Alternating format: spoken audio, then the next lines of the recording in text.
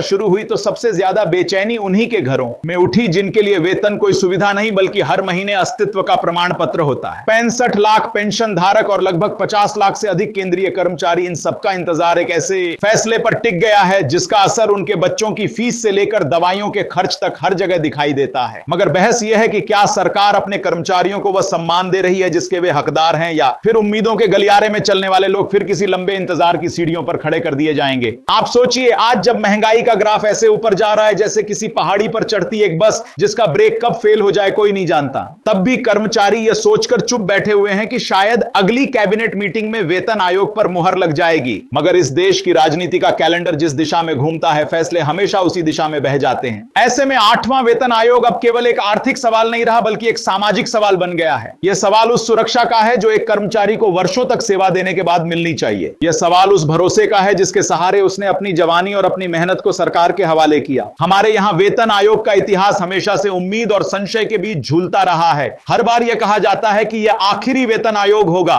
मगर फिर अगली बार वही कहानी दोहराई जाती है। आज जब कर्मचारी अपने वेतन से ज्यादा अपने भविष्य की सुरक्षा को लेकर चिंतित हैं, तब सरकारें अपने आर्थिक बोझ का हवाला देकर उनसे इंतजार करने को कह देती हैं। लेकिन यह इंतजार कितने दिनों का है, कितने महीनों का है, इसका कोई कैलेंडर नहीं होता। यह वही इंतजार है जो पेंशनरों ने भी सहा है। ईपीएस 95 के पेंशनरों ने, जिनकी उम्र अब पीछे नहीं जाती लेकिन जिनकी उम्मीदों को आगे बढ़ने की अनुमति भी नहीं मिलती। जब 18 महीने के एरियर की मांग उठती है तो यह केवल पैसों की मांग नहीं होती, यह उन महीनों का हिसाब होता है जिनमें उनकी रोजमर्रा की जिंदगी कटती नहीं बल्कि किसी सख्त चाकू की तरह उन पर चलती है। महंगाई भत्ता रुका हुआ, वेतन संशोधन अटका हुआ और उम्मीदें हमेशा की तरह बढ़ी हुई। लेकिन इस देश में उम्मीदें सबसे ज्यादा उसी के पास होती हैं जिसे सबसे कम मिलता है। लाखों कर्मचारियों ने अपने दस्तावेजों में, अपने घरों में, अपने बजट में उन 18 महीनों का हिसाब पहले ही जोड़ लिया है जिनका पैसा अभी तक किसी सरकारी फाइल में सर्दियों की धूप की तरह पड़ा इंतजार कर रहा है। 8वें वेतन आयोग की सिफारिशें कैसी होंगी, यह सवाल आज केवल अटकल नहीं बल्कि एक तनाव का रूप ले चुका है, क्योंकि 7वें वेतन आयोग के समय भी लोग यही सोचते थे कि शायद चीजें सुधरेंगी,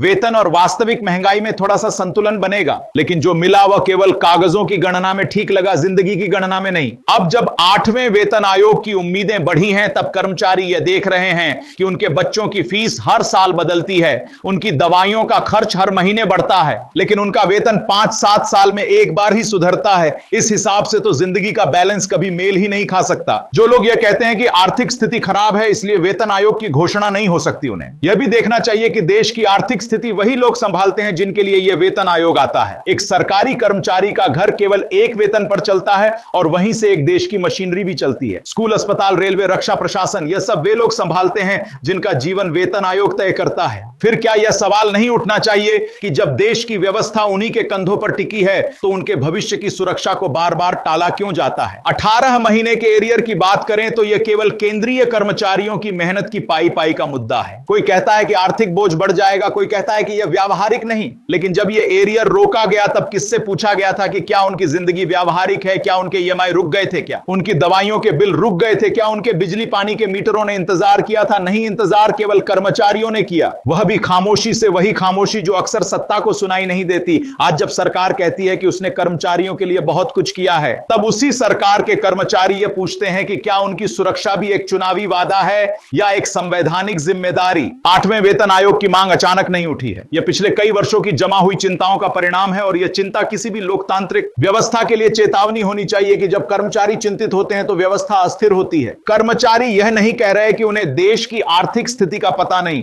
उन्हें पता है क्योंकि वही लोग इस देश की अर्थव्यवस्था को चलाते हैं। लेकिन वे यह भी जानते हैं कि एक सरकार का काम केवल फाइलों का संतुलन देखना नहीं बल्कि नागरिकों का संतुलन बनाए रखना भी है। और एक कर्मचारी भी नागरिक है, वह कोई सांख्यिक आंकड़ा नहीं, वह कोई सरकारी बोझ नहीं, वह देश की रीढ़ है। आज शायद सबसे ज्यादा जरूरी है वह भरोसा जो पिछले कुछ वर्षों में कम हुआ है। लोग यह महसूस करने लगे हैं कि सरकार के फैसले लोगों की जरूरतों के हिसाब से नहीं बल्कि राजनीतिक सहजता के हिसाब से होते हैं। जब वेतन आयोग की प्रक्रिया को टाला जाता है या एरियर को रोक कर रखा जाता है, तब यह केवल आर्थिक फैसला नहीं होता, यह नैतिक फैसला भी होता है। और नैतिक फैसलों की कीमत पैसे से नहीं, भरोसे से चुकाई जाती है। इस देश में कर्मचारी किसी विशेषाधिकार की मांग नहीं कर रहे, वे केवल वही मांग रहे हैं जो उनके हक का है। एक सुरक्षित भविष्य, एक स्थिर वेतन, एक सुनिश्चित पेंशन और अपनी सेवाओं का सम्मान। 8वां वेतन आयोग उनका हक है, कोई एहसान नहीं। 18 महीने का एरियर उनकी मेहनत का हिसाब है, कोई बोनस नहीं। और इस देश देश की अर्थव्यवस्था में सबसे मजबूत योगदान वही लोग देते हैं जिनकी आवाज सबसे कम सुनी जाती है। जब किसी सरकारी दफ्तर के गलियारे से गुजरते हैं तो आपको यह एहसास नहीं होता कि इन दीवारों के पीछे फाइलें केवल कागज का ढेर नहीं है, यह उन्हीं लोगों की जिंदगियां हैं जिनके भरोसे यह देश चलता है। 8वें वेतन आयोग और 18 महीने के एरियर की चर्चा जब अखबारों में आती है तो किसी के लिए यह सिर्फ एक आर्थिक बहस होती होगी, लेकिन कर्मचारियों के घरों में यह रोज का सवाल है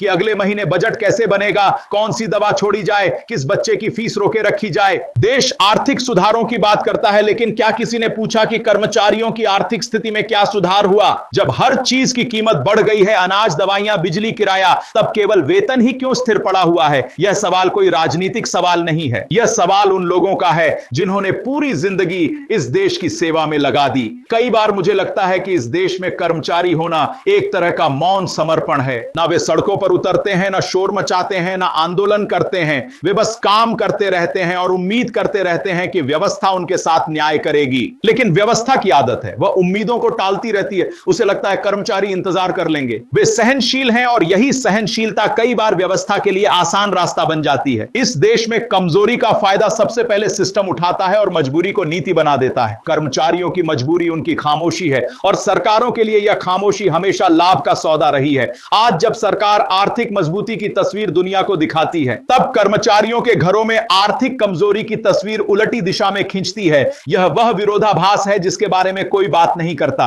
एक तरफ टीवी चैनल कहते हैं कि भारत दुनिया की सबसे बड़ी अर्थव्यवस्थाओं में चौथी या पांचवी बनता जा रहा है, दूसरी तरफ वही देश के कर्मचारी यह सोचकर अपने खर्च काटते हैं कि अगले महीने वेतन आयोग की घोषणा हो जाएगी और शायद कुछ राहत मिल जाएगी। लेकिन राहत का कैलेंडर इस देश में कभी निश्चित नहीं होता। राहत हमेशा एक घोषणा होती है, उसका क्रियान्वयन हमेशा चिंताओं के पीछे छूट जाता है। 8वें वेतन आयोग की मांग इसलिए भी बढ़ी है क्योंकि यह सिर्फ वेतन का मामला नहीं है, यह एक तरह से उस मूल्य का भुगतान है जो कर्मचारी अपनी सेवा के रूप में देते हैं। जिस देश में रात को रेलवे चलती है, दिन में पासपोर्ट ऑफिस चलता है, किसी को न्यायालय का पेपर मिलता है, किसी को अस्पताल की पर्चियां, उन सब के पीछे एक सिस्टम है जिसे कर्मचारी चलाते हैं। लेकिन सिस्टम अक्सर उन कर्मचारियों को भूल जाता है क्योंकि उसकी नजर में वे सिर्फ एक आंकड़ा होते हैं। कितने कर्मचारी, कितनी सैलरी, कितना खर्च, लेकिन कोई यह नहीं देखता कि उसके पीछे फैसले, प्रयास, जिम्मेदारियां और परिवारों की चाहतें भी होती हैं। और जब हम एरियर की बात करते हैं तो यह कोई ऐसा पैसा नहीं है जो बोनस की तरह अचानक उपलब्ध हो जाता है। यह उनका पहले से कमाया हुआ हक है जिसे रोक कर रखा गया। वेतन आयोग की देरी का असर केवल एक कर्मचारी पर नहीं बल्कि हर उस व्यक्ति पर पड़ता है जो उसके वेतन पर निर्भर है। यह असर उस दूध वाले पर भी पड़ता है जो महीने के अंत में पैसा लेने आता है, उस दवाइयों की दुकान पर भी पड़ता है जहां कर्मचारी हर महीने वही दवा खरीदकर अपनी सेहत संभाले रहता है, उस स्कूल पर भी पड़ता है जहां उसके बच्चे की फीस देरी से जाती है। इसलिए एरियर कोई एक मुश्त रकम नहीं, यह पूरे सिस्टम में टुकड़ों में बंटा हुआ वह हिसाब है जिसे सरकार एक साथ देने से कतराती है। आप कभी किसी कर्मचारी के घर जाएं तो आपको पता चलेगा कि वेतन आयोग की यह चर्चा कितनी गहरी है। एक तरफ राशन के खर्च बढ़ रहे होते हैं, दूसरी तरफ बिजली के बिल हर महीने एक नया झटका देते हैं। पेंशन पाने वाले बुजुर्ग यह सोचते रह जाते हैं कि क्या इस उम्र में उन्हें किसी बेहतर इलाज का अधिकार नहीं होना चाहिए। लेकिन सरकारी नीतियों का फैसला हमेशा उनकी जरूरतों से बड़ा साबित होता है। वे बने रहते हैं किसी फाइल में एक नंबर की तरह, कर्मचारी संख्या, पेंशन संख्या, सेवा वर्ष। यह सब देखकर कई बार सवाल उठता है कि क्या इस देश में कर्मचारी सिर्फ फाइलों में रहते हैं या असल जिंदगी में भी। टीवी चैनलों पर जब महंगाई का ग्राफ दिखाया जाता है तो उसे इस तरह दिखाया जाता है कि जैसे वह किसी दूर के ग्रह का मामला है, जबकि महंगाई वहीं असर डालती है जहां वेतन स्थिर होता है। एक छोटी सी बढ़ोतरी भी कर्मचारियों के घर में महीने को थोड़ा स्थिर बना देती है। लेकिन जब वह बढ़ोतरी 5 से 6 साल में एक बार हो तो आप समझ सकते हैं कि इस बीच कितनी मुश्किलें इकट्ठी होती हैं। 7वें वेतन आयोग के बाद जो उम्मीदें थी वो बहुत बड़ा बदलाव नहीं दे सकी। अब 8वें वेतन आयोग से उम्मीदें इसलिए ज्यादा हैं क्योंकि लोग जानते हैं कि अब उनकी जरूरतें बढ़ गई हैं, बच्चों के खर्च बढ़ गए हैं और घर में बाकी चीजें भी पहले जैसी नहीं रही। सरकार कई बार कहती है कि वेतन बढ़ाने से खजाने पर बोझ बढ़ता है, लेकिन यह बात अधूरी है। एक कर्मचारी जब वेतन पाता है तो वही पैसा देश की अर्थव्यवस्था में वापस आता है। वह बाजार में जाता, दवाइयां खरीदता है, बच्चों को स्कूल भेजता है, किराया देता है, जरूरत की चीजें लेता है। यह पैसा अर्थव्यवस्था को चलाता है, उसे गति देता है। फिर भी कर्मचारियों के वेतन को बोझ की तरह दिखाया जाता है, जबकि इसी वेतन पर करोड़ों लोगों का जीवन निर्भर है। कितनी अजीब बात है कि जिन्होंने इस देश की पूरी मशीनरी को वर्षों तक चलाया,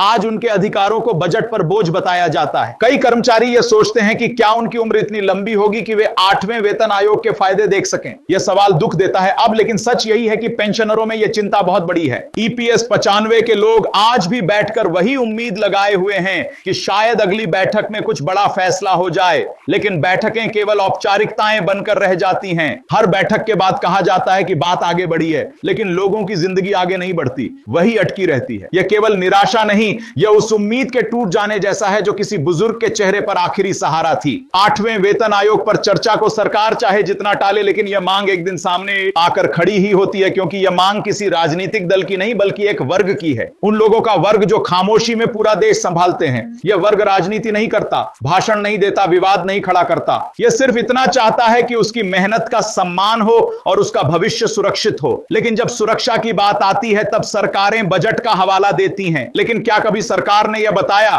कि उसके फैसलों का बोझ सबसे ज्यादा इन्हीं पर क्यों गिरता है? बड़े उद्योगों को राहत दी जाती है, टैक्स छूट दी जाती है, परियोजनाओं पर हजारों करोड़ खर्च होते हैं, लेकिन कर्मचारियों के लिए जब वेतन संशोधन का समय आता है तो आर्थिक संकट का बहाना तैयार रखा जाता है। यह सब देखकर कभी कभी लगता है कि कर्मचारियों की आवाज सुनने के लिए किसी माइक्रोफोन की जरूरत नहीं, जरूरत सिर्फ संवेदना की है। लेकिन संवेदना इस देश में राजनीति का सामान नहीं है। यहां नीतियां संवेदना से नहीं सुविधाओं से बनती हैं। जो सुविधा देती हैं उन्हें तवज्जो मिलती है। कर्मचारी सुविधा नहीं देते, सिर्फ सेवा देते हैं, और सेवा देने वालों की उपेक्षा इस देश की पुरानी नीति रही है। जब 8वें वेतन आयोग की रिपोर्ट आएगी, अगर आएगी, तो यह देखा जाएगा कि उसमें कितनी सिफारिशें लागू होंगी और कितनी फाइलों में दब जाएंगी। लेकिन कर्मचारियों की मांग केवल रिपोर्ट नहीं है, उनकी मांग यह है कि रिपोर्ट लागू हो, समय पर हो और उनके जीवन में सुधार लाए। जो सुधार पिछले कई वर्षों से रोका जा रहा है वह अब और ना रोका जाए। यह केवल कर्मचारियों की मांग नहीं, यह देश की स्थिरता की मांग है, क्योंकि एक असंतुष्ट कर्मचारी व्यवस्था को पूरी क्षमता से चलाएगा कैसे? एक असुरक्षित पेंशनर इस देश का भरोसा कैसे बनाए रखेगा? और जब हम एरियर की बात करते हैं तो यह केवल आर्थिक सुधार नहीं, यह मनोवैज्ञानिक राहत भी है। यह राहत बताती है कि सरकार अब भी उन लोगों को महत्व देती है जिन्होंने उसे दशकों तक संभाला। एरियर सिर्फ भुगतान नहीं, यह एक संकेत है कि व्यवस्था अपने कर्मचारियों का सम्मान करती है,